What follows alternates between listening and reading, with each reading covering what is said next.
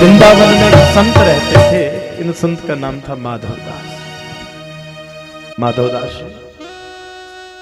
वृंदावन में जाते, सबके घरों में जाकर के भिक्षा मांगते, और सारे ब्रजवासी भी उनको देवता रूप मान करके कि अतिथि देवो भगत। कोई साधु संत कोई भी आए, भैया देवता का ही रूप है।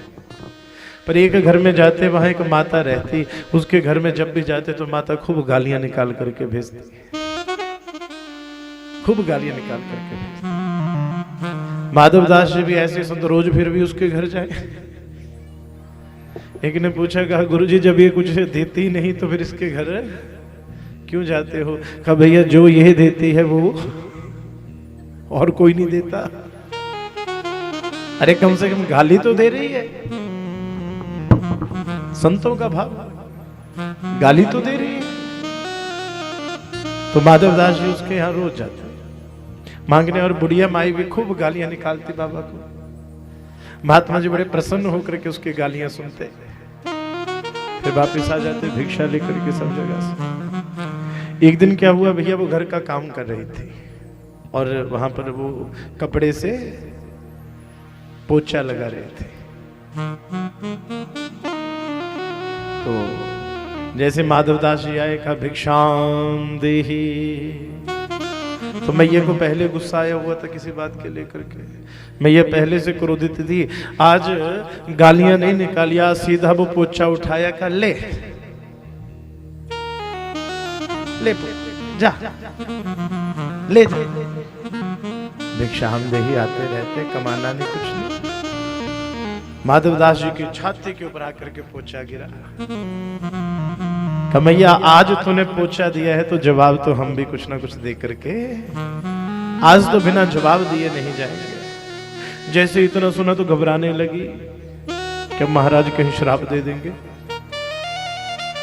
महाराज कहीं श्राप दे देंगे। अब असल बात क्या थी कि मैया का क्रोध क्यों रहता था, क्योंकि मैया के घर में और कुछ नहीं था। और उस समय मैया गुस्सा भी क्यों थी, मैया के घर में और कोई दुख नहीं था, बस एक ही दुख था कि मैया के यहाँ कोई पोता नहीं, पोता नहीं था, इसलिए थोड़ा उस समय गुस्से में थे। सब कुछ कर लिया था पर बेटे के यहाँ कोई संतान ना, सारे जब तब पता नहीं क्या किया बेटे के यहाँ संतान ना, तो इसलिए मैया को बड़ा गुस्सा आया। आ जाते हो मांगने, मैया ने फेंका पोछा।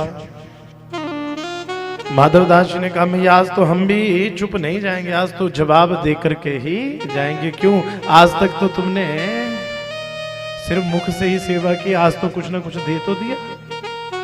कहा मैया जा तूने दिया है पोछा,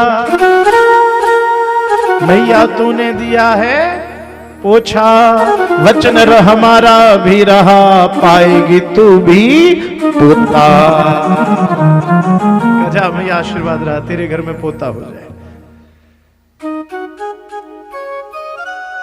माधवदास ने क्या किया, उस पोछे को लिया, धोया, उसकी सारी गंदगी को दूर किया। संत व्यवहार कि कागा से तो है हंस करेंगे,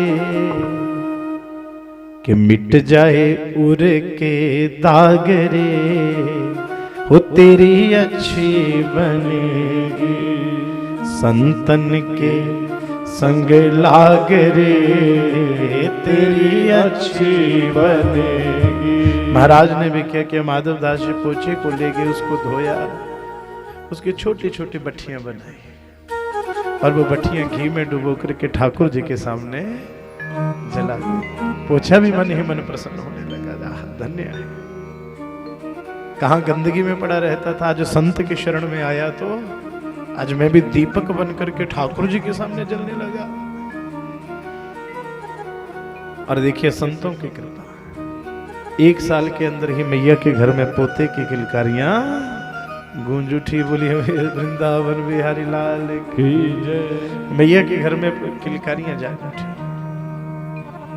तो मैया तो जैसे बच्चे की किलकारियां सुनी, समय बीता, वो मैया बड़ी दुखी रहती, फिर भी बड़ी रोती रहती बार बार। किसी ने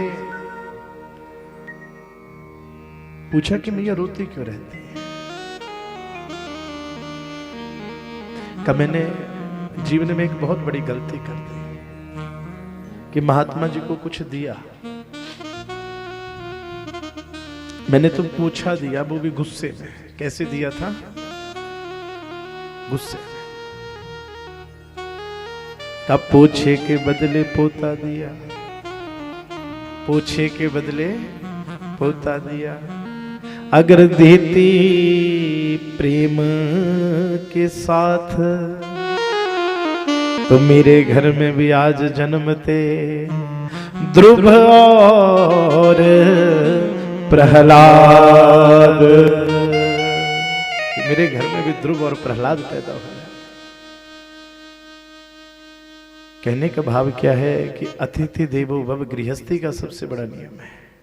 इससे बढ़कर के कोई सेवा नहीं है अतिथि की सेवा से। स्त्रियों के लिए कहा गया कि भैया स्त्री के लिए पति की सेवा, पति की सेवा ही सबसे बड़ा धर्म है। पति की आज्ञा से ही स्त्री को सब कर्म करने चाहिए। और